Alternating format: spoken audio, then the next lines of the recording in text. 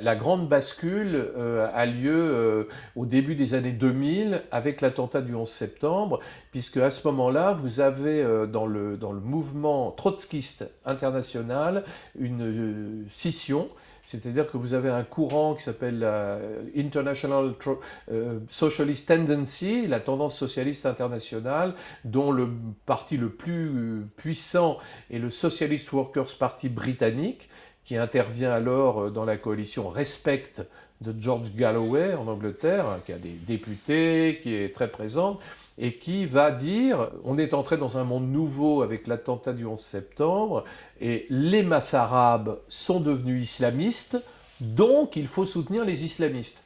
Alors les islamistes, pas tous les islamistes, il y a un débat évidemment, et on parle de quels islamistes, et ils disent il faut qu'on soutienne des islamistes sociaux, les islamistes qui ont un message social, de même qu'une partie de l'Église catholique s'était convertie à la théologie de la libération dans les années 60, de même, une partie de l'islamisme pourrait bien se convertir, et là, ils vont vers un monsieur qui, pour eux, incarne cet islamisme social, c'est Tariq Ramadan.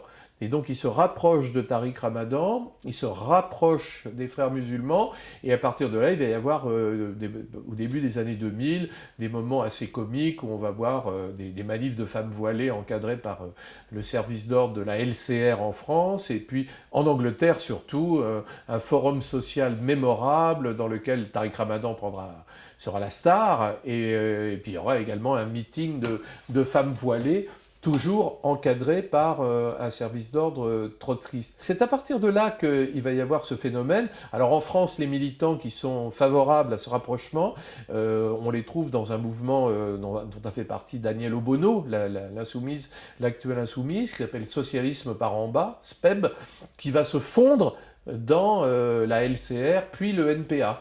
Donc aujourd'hui, c'est une des composantes du NPA. C'est dans cette mouvance-là que va émerger une matrice très, très dure qui va notamment donner vie au Parti des indigènes de la République. Il faut insister sur les liens historiques qui unissent le pire à la LCR. Hein, ce sont des transfuges de la LCR, ou voire des gens qui restent dans la mouvance 4e internationale, qui sont à l'origine du pire, du Parti des indigènes de la République autour de Houria Boutelja. Donc là, vous avez effectivement un antisionisme qui se teinte de complotisme, et qui va droit vers l'antisémitisme. Et là, on est dans une situation très ambiguë, très, très glauque, pourrait-on dire. Vous avez, par exemple, c'était frappant de voir, lors de l'occupation de la faculté de Tolbiac, le fait que le local de l'Union des étudiants juifs a été saccagé. Et alors, après, moi, j'en ai parlé avec des étudiants de l'UNEF qui disaient oui, c'est l'extrême droite. Enfin, les slogans qui étaient sur les murs étaient des slogans autonomes en réalité. On était face à un saccage qui a dû être fait dans l'euphorie d'une soirée joyeuse. Je ne sais pas ce qui s'est passé exactement, mais enfin, on est dans un acte antisémite, puisqu'on ne parle pas de l'État d'Israël, on n'est pas dans le distinguo complexe, on est dans une attaque contre des étudiants juifs. Donc effectivement, vous avez aujourd'hui à l'extrême gauche un climat étrange, mais il faut comprendre que l'extrême gauche est très clivée sur cette question. Il faut séparer les mouvements, c'est-à-dire qu'en gros, vous avez principalement dans la mouvance de la 4e internationale des éléments qui sont réceptifs à cet antisémitisme.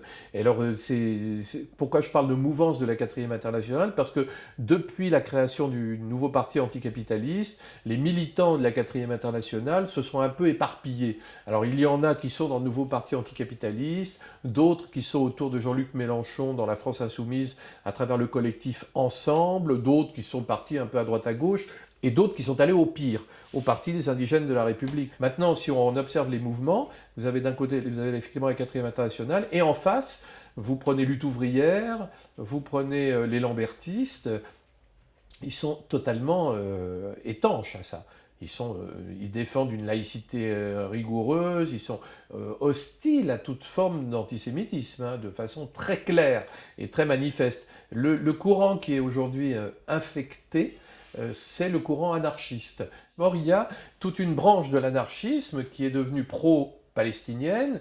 Alors pro-palestinienne, alors d'abord au début c'était soutenir des mouvements anarchistes palestiniens, enfin, qui sont un peu hypothétiques, et puis ils sont restés pro-palestiniens sans faire le distinguo entre les Palestiniens laïcs qu'on peut éventuellement trouver du côté de Ramallah et les Palestiniens islamistes qui dominent Gaza. Hein, ils ne font pas ce distinguo-là. Et aujourd'hui, si vous allez du côté d'Alternative Libertaire, qui est un mouvement qui s'est fortement radicalisé dans le mauvais sens ces dernières années, ou si vous allez du côté de la CNTF, Confédération nationale du travail française du 33 rue des Vignoles, vous observerez un antisionisme vigoureux, violent, qui peut parfois mal tourner.